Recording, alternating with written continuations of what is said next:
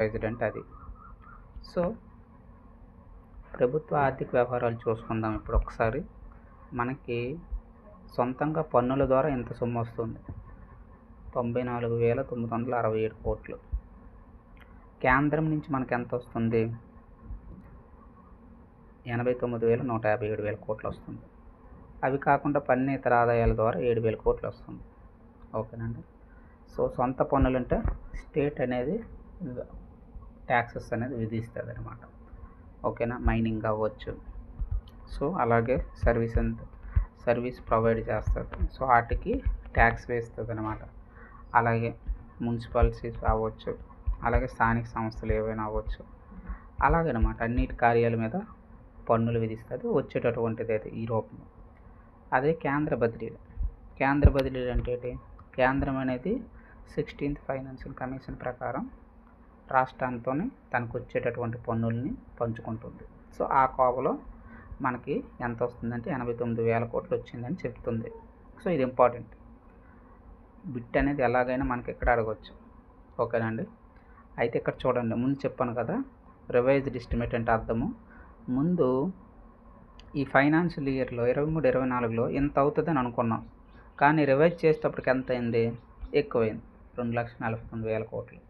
So కొన్ని అనివార్య కారణాల వల్ల ఎక్కువైంది.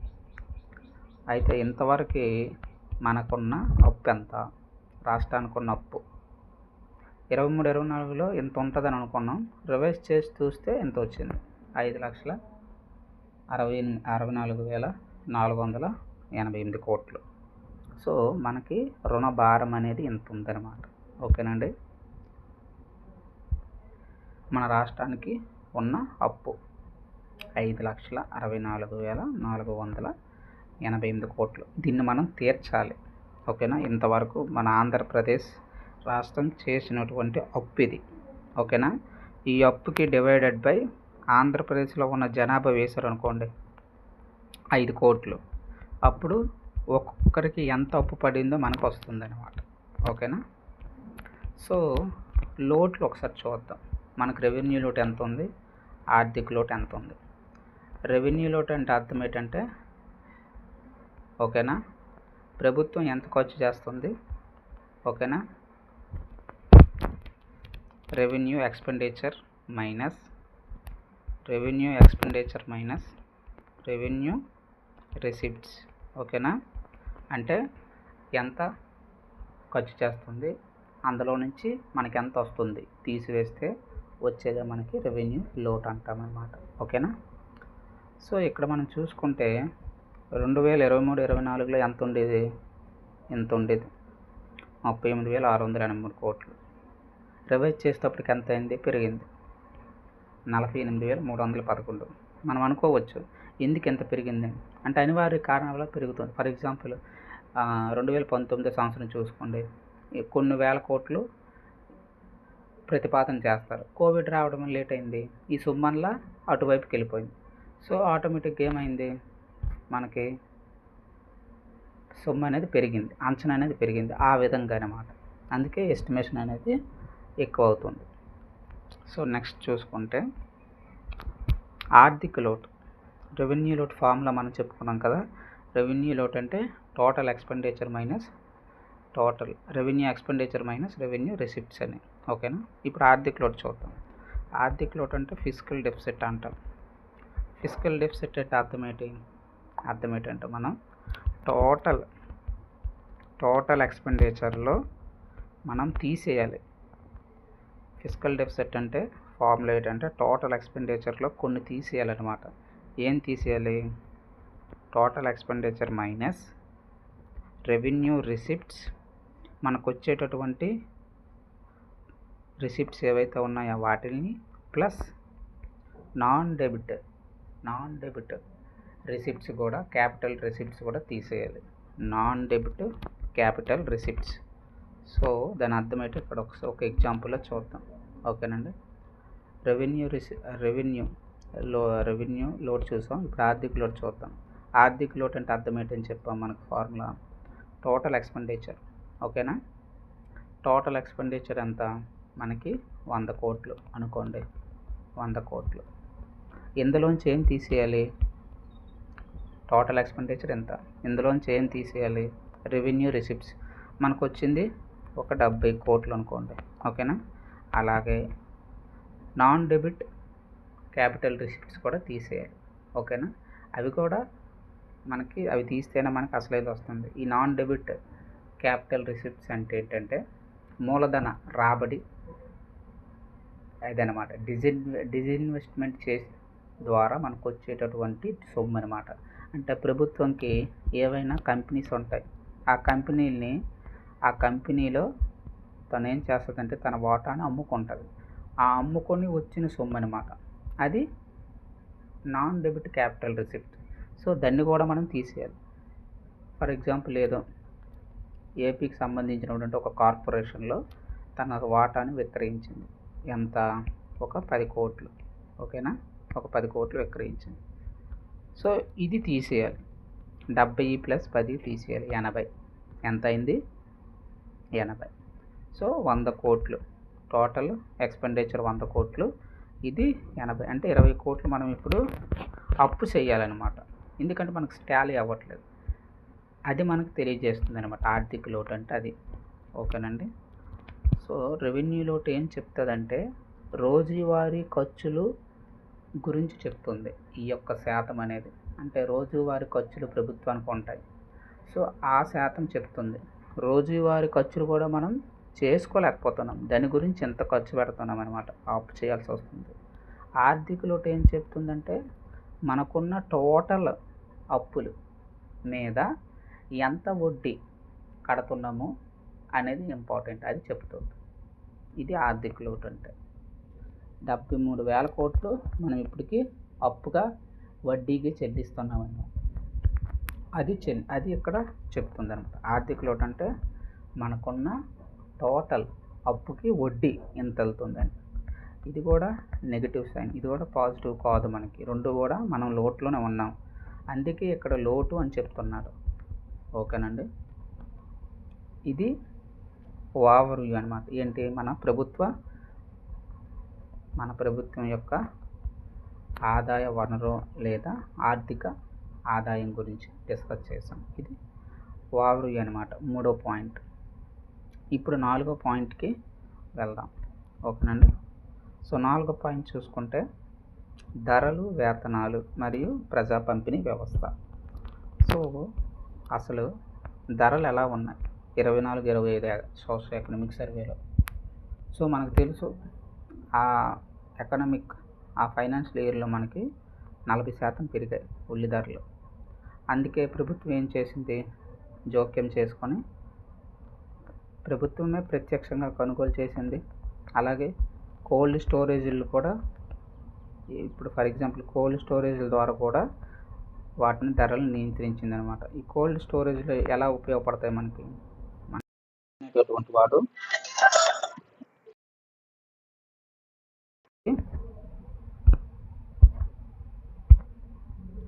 మనం అక్కడ చూసుకుంటే రైతు అనేటటువంటి వాడు పంట పండిస్తాడు. ఆ పంటని మంచి ధర వచ్చేదాకా కూడా ఈ కోల్డ్ స్టోరేజ్లో దాచుకుంటాడనమాట. తర్వాత మంచి ధర వచ్చినప్పుడు అమ్ముకుంటాడు. అలా ఈ కోల్డ్ స్టోరేజెస్ మనకు ఉపయోగపడతాయి. అందుకే ఇక్కడ అన్నారు కోల్డ్ స్టోరేజెస్ కూడా సదుపాయాల ద్వారా ధరలు నియంత్రించాము అని చెప్తుంది ఎవరు, ప్రభుత్వం. నెక్స్ట్ చూసుకుంటే మనకి ఇంపార్టెంట్ పాయింట్స్ ఇవన్నీ. కన్జ్యూమర్ ప్రైస్ ఇండెక్స్, వినియోగదారుల సూచి, ఓకేనా. వినియోగదారుల ధరల సూచి, ఓకేనండి. వినియోగదారుల ధరల సూచి ఇదేం తెలియజేస్తుందంటే ఇది ఒక బాక్స్ అనమాట. 2025లో 100 రూపాయలకి నీకు ఎన్ని సామాన్లు వచ్చాయి, అదే 2026లో 100 రూపాయలకి ఎన్ని సామాన్లు వచ్చాయి. కనీస నిత్యావసర వస్తువుల వినియోగ వ్యయ పరిమాణమే మనకి ద్రవ్యోల్బణం అని అంటామన్నమాట. ఇక్కడ మనకి ఇచ్చింది ఏంటి, 2024-25 ఎకనామిక్ సర్వే. సో 2024లో మనకి 100 రూపాయలు పెట్టి కొన్ని సామాన్లు కొనుక్కున్నాం. సో అప్పుడు 10 సామాన్లు వచ్చాయి. ఫర్ ఎగ్జాంపుల్ గుడ్లు తీసుకోండి, అదే మనకి ఇన్ఫ్లేషన్ ఉందన్నమాట.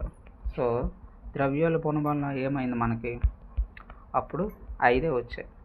అంటే ఇక్కడ మనకి కొనుగోలుదారుడి యొక్క శక్తి అనేది తగ్గిపోయింది. సో దీన్ని బట్టి మనకి ఏమర్థమవుతుంది, ఇన్ఫ్లేషన్ అనేది ఇక్కడ మనకి ఉందని తెలుస్తుంది. సో అదే ఇక్కడ మనకు చెప్తున్నారనమాట. సిపిఐ పెరుగుదల. సిపిఐ అంటే ఏంటి, కన్జ్యూమర్ ప్రైస్ ఇండెక్స్. సో అంటే వినియోగదారుల ధరల సూచి. ఇది కూడా పెరిగింది. వినియోగదారుల ధరల సూచి పెరిగిందంటే దాని అర్థం ఏమిటి, ప్రజల యొక్క కొనుగోలు శక్తి తగ్గిపోయింది అని అర్థం. కొనుగోలు శక్తి ఎందుకు తగ్గిపోయింది, ధరల పెరుగుదల వల్ల. సో ఎప్పుడైతే ధరలు పెరిగాయో మనకు ఆటోమేటిక్గా ఏమవుతుంది, ప్రజల యొక్క కొనుగోలు శక్తి తగ్గిపోతుంది. సో అదే ఇక్కడ చెప్పారనమాట. సో మన యొక్క పారిశ్రామిక కార్మికులు తీసుకోండి, ఎంత వ్యవసాయ కార్మికులు తీసుకోండి. సో ఇక్కడ పర్సంటేజెస్ అనేవి ఇచ్చారనమాట. రోజువారీ వేతనాలు కూడా ఇక్కడ ఇచ్చారు, ఒకసారి చూసుకోండి. ఇక్కడ పురుషుడికి ఎంత, స్త్రీకి ఎంత అనేది, ఇది అంత ఇంపార్టెంట్ కాదు. So next, public distribution system, ప్రజా పంపిణీ వ్యవస్థ. మన రాష్ట్రంలో 1,48,00,000 మంది ఉన్నారు కార్డ్స్, రేషన్ కార్డ్స్. అలాగే ఎన్ని షాపులు ఉన్నాయి, ఇన్ని షాపుల ద్వారా మనం పంపిణీ అనేది చేస్తున్నాం. 29,796. ఈ ఫిగర్ కూడా అడుగుతాడండి, గుర్తుంచుకోవాలి. ఓకేనా. మనకి నెలకు ఎంత ఖర్చు అవుతుంది, ఎన్ని మెట్రిక్ టన్నులు మనం పంపిణీ చేస్తున్నాం, 2.35. ఓకేనా, ఇన్ని లక్షల మెట్రిక్ టన్నులు. సో 3 సిలిండర్లు అయితే ఉచితంగా ఇస్తామనేసి ప్రభుత్వం అయితే ఇక్కడ ప్రకటించింది, దీపం 2 పథకం కింద. ఓకేనా. సో అది ఇక్కడ చెప్తున్నాడు అనమాట. సో ఇంతవరకు 4 కాన్సెప్ట్లు మనం డిస్కస్ చేసాం. మొదటి, ఆంధ్రప్రదేశ్ యొక్క ఓవర్ వ్యూ. రెండవది మనం చూసుకుంటే 3, 4 ప్రజలు, ధరలు, వినియోగం, ఇది 4వది కదా. 3వది ఆర్థికం గురించి, రాష్ట్రం యొక్క ఆర్థిక స్థితి ఎలాగ ఉంది, అలాగే ప్రభుత్వ నిర్వహణ. సో ఇలా 4 కాన్సెప్ట్లు చూసామన్నమాట ఓవర్ వ్యూ. నెక్స్ట్ మనకేంటి, వ్యవసాయం. సో 5వది చూస్తున్నాం అనమాట. సో 5వది వచ్చేసరికి 60% మందికి మనకు తెలుసు వ్యవసాయం పైన చేస్తున్నాం, ఆధారపడుతున్నాం. సో మనకు వర్షపాతం అయితే బాగానే నమోదైంది మనకి 2024లో జూన్ టు డిసెంబర్. నైరుతి ఋతుపవనాల వల్ల మనకు పర్వాలేదు, బాగానే ఉంది. సో సాధారణంగా అయితే 860 మిల్లీమీటర్లు పడాలి, కానీ ఎక్కువే పడింది, 960 పడింది, అంటే 11.7% ఎక్కువ. సో రైతులకైతే మేలే జరిగినట్టు, ఎందుకంటే మనకి ఆహార ఉత్పత్తి ధరలు పెరిగాయి. ఆహార ఉత్పత్తి పెరిగింది, ధరలు కాదు, ఆహార ఉత్పత్తి అయితే పెరిగింది. సో ఆటోమేటిక్గా మంచి, అందువల్ల మనకి వ్యవసాయంలో గ్రోత్ రేట్ అనేది చూపించింది అనమాట, ఆ ఎఫెక్ట్. సో అలాగే ఇక్కడ మనం చూసుకోండి, మనం ఎంతలో సాగు విస్తీర్ణం చేస్తున్నాం. 2023-24లో అయితే ఇంత చేసాం, కానీ 24-25 ఇంప్రూవ్మెంట్ అయ్యాం. 33 నుంచి 37కు పెరిగామన్నమాట, ఇన్ని లక్షల హెక్టార్లు. అదనంగా 4 లక్షల హెక్టార్లు చేరింది. ఆ శాతం ఎంత, 9%తో సమానం. అయితే 143 లక్షల టన్నులు అయితే ఉత్పత్తి చేసాం ఇప్పుడు 23-24లో. అదే 24-25 అయితే 161. ఈ 161లో మనం చూసుకుంటే ఉత్పత్తి చూసుకోండి, ఈ 161లో వరి అనేది ఎంత, 127 లక్షల టన్నులు ఇదే ఉంది. వరే ఎక్కువ ఉత్పత్తి చేసిన దాంట్లోన మనం 167 ఇదే ఉందన్నమాట, వరే ఎక్కువ శాతం. వృద్ధి కూడా బాగుంది, అప్రాక్సిమేట్లీ 30. రిమైనింగ్ ఉద్యానవనం. మనకు తెలుసు పంటల్లో ప్రథమ స్థానంలో మనం ఉన్నాం. విస్తీర్ణం ఎంత, ఇన్ని లక్షల హెక్టార్లు చేసాం, 18 లక్షల హెక్టార్లు. ఇంత ఉత్పత్తి చేసాం, 365 లక్షల టన్నులు. జాతీయ ఉత్పత్తిలో మన వాటా ఎంత, పండ్ల ఉత్పత్తిలో 15.6%. విదేశాలకు కూడా మన పండ్ల ఉత్పత్తి అనేది జరుగుతుందన్నమాట, ఎగుమతి. పశు సంవర్ధకం తీసుకోండి, ఇవే బిట్లు అడుగుతాడు మనకి ఎక్కువగా. చూడండి 2023-24 తీసుకుంటే గుడ్ల ఉత్పత్తులు ఎంత మన స్థానం, 1వ స్థానం. మాంసం పాలు మరి అడగడం, ఎందుకంటే 5-7 స్థానంలో ఉన్నాం. మనం ముందే చెప్పుకున్నాం మత్స్య రంగం అనేది అతిపెద్ద వాటా అనేసి. దాదాపుగా 30% అనేది మనకి మత్స్యరంగం నుంచే వస్తుంది. అలాగే చేపల ఉత్పత్తి తీసుకోండి, 41 లక్షల మెట్రిక్ టన్నులు అయితే చేస్తున్నాం. రొయ్యల ఎగుమతుల్లో మన భారతదేశం వాటా ఎంత? 31. ఇది 5th చాప్టర్ అనమాట. ఓకేనా. 6th ఒకసారి వస్తే పారిశ్రామిక అభివృద్ధి అనమాట. ఇంతవరకు వ్యవసాయ రంగం చూసాం, పారిశ్రామిక రంగము ఇంకా సేవల రంగం ఉంది. ఓకేనా. పారిశ్రామిక రంగం చూసుకుంటే మనకి ఆంధ్రప్రదేశ్ పారిశ్రామిక బోర్డు ఎంత? 8 భారీ ప్రాజెక్టులు అయితే నిర్మిస్తున్నాం, ఎంత పెట్టుబడి వస్తుంది, ఇన్ని ఉపాధి ఉద్యోగాలు కల్పిస్తామని చెప్పింది. అంటే 24-25 ప్రకారం ఇంత మన డేటా అనమాట, స్టాటిస్టికల్ డేటా. ఓకేనా. మనకు తెలుసు 3 కారిడార్లు అయితే మనం డెవలప్ చేస్తున్నాం కేంద్ర ప్రభుత్వం. Visakha Chennai corridor, Chennai Bengaluru, Hyderabad Bengaluru. So next తీసుకుంటే ఇన్ఫ్రాస్ట్రక్చర్ ఏమైనా చేస్తున్నామా? ఆల్రెడీ ఆల్మోస్ట్ పోలవరం కంప్లీట్ అయిపోతుంది. హెడ్ వర్క్స్ కంప్లీట్ అయిపోయాయి 75%. సో ఇది మనకి పోలవరం అనుకుంటే మనకి ఎడమ కాలువ కుడి కాలువ రెండు కూడా పూర్తి అయిపోయాయి దాదాపుగా. సో ఎడమ కాలువ కొంచెం పనులు ఉన్నాయి, ఎందుకంటే పునరావాస కేంద్రాలు ఏర్పాటు చేయాలి, అక్కడ ఉండేటటువంటి ప్రజలు తరలించాలి. సో ఇదంతా పెద్ద ప్రాసెస్. వాళ్ళకి ఇంకా నిధులు వెళ్ళలేదన్నమాట, వాళ్ళకి నష్టపరిహారం అందలేదు. అలాగే పూడికి తీత అనేది బాగా పేరుకుపోయింది. సో కాలం అనేది ఎక్కువైపోయింది, జాప్యం చేయడం వల్ల అమౌంట్ కూడా ఇప్పుడు పెరిగిపోయింది అనమాట. ఇంతకుముందు 50,000 కోట్లతో అయిపోయేది, ఇప్పుడు 70-80,000 కోట్లతో వెళ్ళిపోతుంది అనమాట ప్రాజెక్టు వ్యయం. కాలం పెరుగుతున్న కొలది మనకేంటంటే డబ్బు కూడా పెరిగిపోతుంది. సో దాదాపుగా మనకు 78% కంప్లీట్ అయిపోయింది. మేబీ 2030 కల్లా కంప్లీట్ అవ్వడానికి అవకాశం ఉంటుంది. సో ప్రభుత్వం మాత్రం 2028కే మనకి నీళ్ళు తెస్తామని అంటుంది, చూడాలి మనకి ఏమనేది. విద్యుత్ పరంగా తీసుకోండి, మనకి ఇన్ని మెగావాట్లు స్థాపిత విద్యుత్ ఉంది. 27,392 మెగావాట్లు అనేది మనము ఉత్పత్తి అనేది చేస్తున్నాం ఇందులో. అలాగే రహదారులు తీసుకోండి, ఇన్ని రహదారులు ఉంటే అందులో జాతీయ రహదారులు ఎంత. విమానాశ్రయాలు తీసుకోండి, మొత్తం 6, అందులో అంతర్జాతీయ ఇన్ని 3. అలాగే మౌలిక సదుపాయాలు, విద్య గురించి చూసుకోండి, ఎన్ని పాఠశాలలు ఉన్నాయి? 58,000 దాటి ఉన్నాయి. ఉపాధ్యాయులు 3 లక్షల పైగా ఉన్నారు. ఒక్కొక్క తల్లికి వాళ్ళ యొక్క పిల్లల్ని పంపించినందుకు ఎంత? 15,000 ఆర్థిక సహాయం.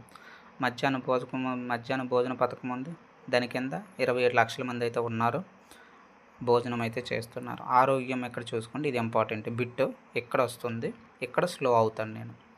సో ఇక్కడ చూడండి, మాతృ మరణాల రేటు సో 45 ఉంది, అంటే ప్రతి 1000 మందికి 45 మంది అనమాట. బాగా తగ్గించగలిగాం ఇది. ఇంతకుముందు 80, 90, 75 ఇలా ఉండేది, తగ్గించాం. శిశు మరణాలు కూడా తగ్గించగలిగాం, 24 వచ్చింది, మంచి గ్రోత్ అయితే ఇక్కడ బాగుంది. అలాగే ఎన్టీఆర్ వైద్య సేవ కింద మనం ఇన్ని కోట్ల లబ్ధిదారులు అయితే ఉన్నారు, ఇన్ని చికిత్సలు అయితే అందులో కవర్ అవుతున్నాయి, 3,257 చికిత్సలు. ఇంకొక కాన్సెప్ట్ లాస్ట్ 2 ఇది. సో ఇదంతా ఓవర్ వ్యూ అనమాట. సో ఒక్కొక్క కాన్సెప్ట్ మీద అట్లీస్ట్ 20-30 మినిట్స్ సపరేట్గా మనం డిస్కస్ చేద్దాం. ఇది ఓవర్ వ్యూ.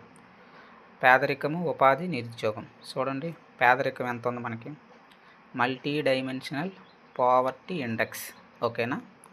సో ఇది కానీ మనం తీసుకుంటే మనం పేదరిక నిష్పత్తి 6 ఉంది, జాతీయ సగటు ఎంత ఉంది? 14.496, అంటే 15% ఉంది జాతీయ సగటు. మన పేదరిక నిష్పత్తి తక్కువగా ఉంది, పర్వాలేదు. ఉపాధి చూసుకోండి, LFPR ఎంత ఉంది? 47.5 ఉంది. పిఆర్ అంటే అర్థం ఏంటి? Participation ratio. ఎవరిది? LF అంటే ఇదేంటి? ఎఫ్ అంటే ఏంటి? ఫోర్స్. ఎఫ్ అంటే ఏంటండి? ఫోర్స్. ఎవరి ఫోర్సు? Labour force. ఓకేనా. Labour force participation ratio. ఓకేనా. సో అది మనకి ఇక్కడ ఇంపార్టెంట్. ఎంత? 47.5 అంటే 100 మందికి 47.5%కి, అంటే దాదాపుగా హాఫ్, అంటే 50% మందికి 50% మంది అయితే పాల్గొంటున్నారనమాట. అందులో పర్టికులర్గా ఉమెన్ పార్టిసిపేషన్ చూడండి, ఉమెన్ పార్టిసిపేషన్ రేషియో 45.6 ఇంపార్టెంట్. నిరుద్యోగం అయితే 400 కానీ అందులో యువతదైతే ఎక్కువ ఉంది, 17.5 ఉంది. అలాగే మన ప్రభుత్వం స్వర్ణాంధ్ర విజన్ అనేది చెప్తుంది. సో 2047 నాటికి ఇవన్నీ మనం అచీవ్ చేయాలి అనేసి, సంపన్న రాష్ట్రంగా ఉండాలి, 300 లక్షల కోట్లు పైగా మనం సంపాదించాలి, మన యొక్క ఆర్థిక వ్యవస్థని తీసుకెళ్ళాలి అంటుంది. ప్రస్తుతం ఎంత ఉంది? స్టార్టింగ్లో చెప్పుకున్నాం 16 లక్షల కోట్లు ఉంది. 16 లక్షల కోట్లకు 300 లక్షల కోట్లకి ఎకబగాలి. ఇండియాదే ఇప్పుడు అంత లేదు అని చెప్పుకున్నారు వీళ్ళు. చూద్దాం అచీవ్ అవుతామో లేదనేది. నెక్స్ట్, ఆరోగ్యకరంగా ఉండాలి, సంతోషకరంగా ఉండాలి, సంపన్నంగా ఉండాలి. అది మనం 3 పిల్లర్లు. లక్ష్యాలు మనకి జిఎస్డిపి, మన జిఎస్డిపి ఎంత ఉండాలి? 2.4 ట్రిలియన్ అన్నారు, అంటే దాదాపు 300 లక్షల కోట్లు. తలసరి ఆదాయం ఎంతకి? $42,000, అంటే ఇంకొక 2 సున్నాలు వేసుకుంటే అంత అనమాట తలసరి ఆదాయం. నిరుద్యోగం 2 కంటే తక్కువ ఉండాలంట, అది మన టార్గెట్ పెట్టుకున్నారు. మహిళల ఉపాధి భాగస్వామ్యం 80కి ఉండాలంట, 80కి పైగా. సో మనం చూసాం ఉమెన్ పార్టిసిపేషన్ రేషియో మనకి ఇప్పుడు పైన చూసాం కదా, ఉమెన్ పార్టిసిపేషన్ రేషియో ఎంత ఇక్కడ? 45.6. ఇది 80 దాటాలంట. మంచి టార్గెట్స్ మనం అచీవ్ చేస్తే బాగుంటుంది. అలాగే ఈ టార్గెట్ల గురించి మనం కొన్నిటిని 24/7 మానిటరింగ్ వ్యవస్థలను పెట్టుకున్నాం అనమాట. వాటిని సెల్ఫ్ డెవలప్మెంట్ గోల్స్కి లింక్ చేసుకున్నాం. ప్రతిసారి దీన్ని కంటిన్యూస్గా మానిటరింగ్ చేస్తామన్నమాట. ఇలా ఈ విధానాలను అయితే మనం తెలుసుకున్నాం. ఓకేనా? సో ముందుగా ఛానల్ని అయితే సబ్స్క్రైబ్ చేసుకోండి. ఓకేనా? సో ఛానల్ని అయితే సబ్స్క్రైబ్ చేసుకోండి. Thank you. ఎవరైతే సబ్స్క్రైబ్ చేసుకున్నారో వాళ్ళకి ధన్యవాదాలండి. ఓకేనా? Thank you. మ్యాక్సిమం 100+ ప్రిలిమ్స్ మన టార్గెట్ అండి. ఓకేనా? సో పక్కాగా 100 అనేది మన టార్గెట్ అనేది రీచ్ అవ్వాలి, అది మన టార్గెట్. Thank you.